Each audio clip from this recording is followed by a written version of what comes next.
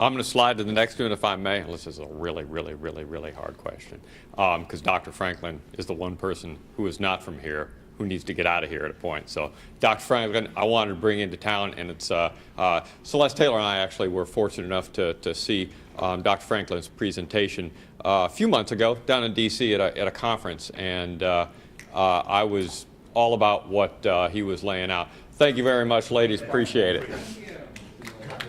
Woo! And so I wanted to make sure that Dr. Franklin had an opportunity to come to our fair city. I think you can toggle over. I got it at full screen. We'll get you.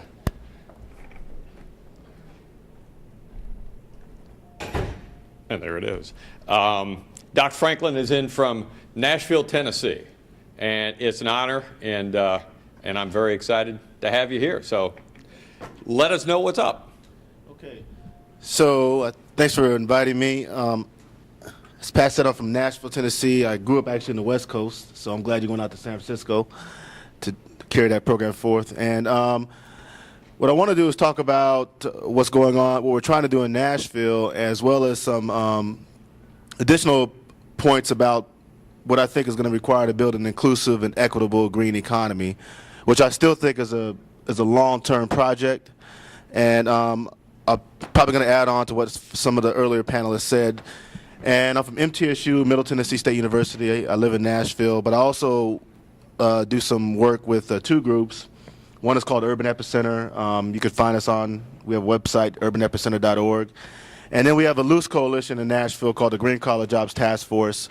And the task force consists of about 6 or 7 groups, maybe 8 groups, and we're going to actually hold a conference in December where we're bringing in representatives from Green for All, Policy Link, and the Apollo Alliance, which is a big deal because Apollo Alliance has no chapter in the South, which I'll describe a little bit later. Yeah, no full chapter yet.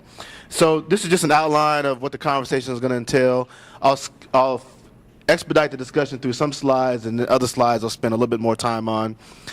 Forgive me if I'm overly academic, but maybe I can't help that. So as I stated earlier, we're a task force, a network of groups. We're comprised of environmentalists, social justice activists.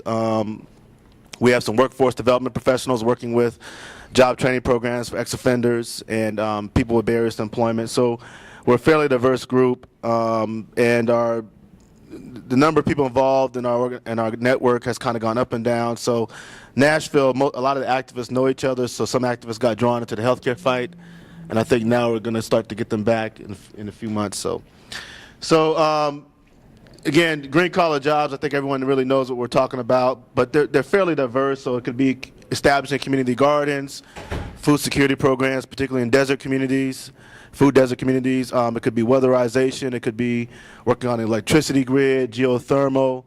It could entail a whole range of short-term, long-term, and career-track jobs or middle-skill jobs. And I have a quote here by Phaedra Ellis-Lampkins, that she makes the argument. She made this before the House Appropriations Committee earlier this year. She said if a job improves the environment but doesn't provide a family-supporting wage, it is not a career track. It is not a green collar job. So we see green collar jobs as potentially offering career track, family supporting jobs. Okay, so I think we're now in an era in which we potentially are going to shift, or if we haven't done this already, to a clean energy economy, and there's some broader incentives for doing that, and I think we already talked about some of that already. Thanks, now I can see. Again, the ARA funds, for example, has a lot of incentives around the green clean energy economy, as well as direct funds related to green clean energy issues. I'll just kind of skim through some of these. The House of Representatives Climate Bill has a green worker training program that's been already approved. Again, it's going to go through the Senate. If it makes it through the Senate, it's probably going to be a conference committee. So this money could increase or decrease, or we'll see what happens. But also, there's been a broader shift around the country. 4 out of the 5 cities have indicated that reducing greenhouse gases and pollution is a top priority. Over 900 mayors have signed the U.S. Climate Protection Agreement, which is a local version of the Kyoto Treaty. And then the Office of Management and Budget also approved a memorandum that encouraged states to provide opportunities based upon RF funds for disadvantaged groups. But it wasn't mandated, so as I'll talk about a little bit later on, you know, we have RF funds, we have green recovery funds, but those funds are not trickling down to our communities, at least not fast enough. Yeah. And I could talk about some other examples in Nashville that we're going through, including challenges with the weatherization program, which has been exclusionary, challenges with other things. But there are some interesting, at least green worker training programs, specifically targeting underemployed and communities, unemployed workers and communities with chronic unemployment, particularly pre-apprenticeship green training programs. The South Bronx, Baltimore, Los Angeles. I think probably the most innovative program thus far that we've seen is a more recent program that's going to be taking place in Portland, Oregon. Portland, Oregon just passed the Community Workforce Agreement. If anyone hasn't seen it, you should take a look at it. It's probably the most progressive community benefits agreement, community workforce agreement that we've had in the country thus far. And it was just approved, I think, within the last month or so. The Oakland Jobs Corps, Chicago, Newark, New Jersey has a program, the Greater Washington Green Jobs Corps, which also has a high school green tech component. Now, all of these are in the embryonic stage. All these programs have been created within the last 2 years. All of these are essentially pilot programs, and they're all targeting essentially people with barriers to employment, formerly incarcerated persons, underemployed workers, unemployed veterans, at-risk young people, the homeless or formerly homeless, and others with barriers to employment. And then there are some statewide programs. Now, the challenge with these programs is that some were approved, but some were not given the funding. So some haven't received the budgetary allocation for it. For example, New Mexico has a Green Jobs Act that was approved, I want to say earlier this year, but the state legislature did not provide the funding for it because of the budget crisis. Massachusetts has the Green Jobs Act, and initially it was funded, then they withdrew the funding, and I think recently they decided to fund this a little bit more.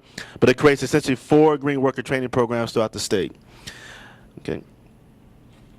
So there are some challenges and obstacles, I think, in this push for green collar jobs, and I want to talk about this, and I really want to emphasize that I think these are challenges and obstacles that we just can't ignore. That I know there's been a lot of hype, so to speak, around the green economy, but I think if we don't really deal with these challenges in a really serious fashion, then I think we're going to possibly face some exclusionary practices in our employment sector. And so much of the progress, as little as much of the progress has occurred outside of the South, Oakland, Los Angeles, places where you have huge unemployment, severe unemployment, and racism, but you also have more progressive political cultures in which unions, although they've been decimated, Pittsburgh, for example, union-based jobs, they've infected the political culture in a positive way, potentially at least. The Apollo Alliance, which, if anyone doesn't know, the Apollo Alliance is probably the country's chief labor environmental organization, which probably is really responsible for pushing forward or advancing green worker training programs in places like Oakland, Los Angeles, and Boston. They've probably been the ones that cultivated the Green for All organization, but they have no chapters in the South, at least as of a couple of months ago. The urban South, such as Nashville, Memphis, Miami, has embraced sustainable development and the green, clean energy economy. However, absent from this discourse is how this impacts or how this provides pathways out of poverty for low-income workers. And so mainly the discourse is centered around kind of pro-growth model, pro-growth investments that stimulate top-down economic development. But historically, that kind of pro-growth model at the municipal level hasn't trickled down to low-income communities, definitely hasn't trickled down to low-income African-American and Latino communities, and hasn't even effectively incorporated minority contractors. And I'll talk about this in a few minutes. Many cities are still plagued, again, by racial and economic conservatism, and more troubling, a bureaucratic conservatism where just trying to get something through the municipality is a struggle. I'm sure it's the same way here in Pittsburgh, right? Yeah, I think somebody explained that to me yesterday.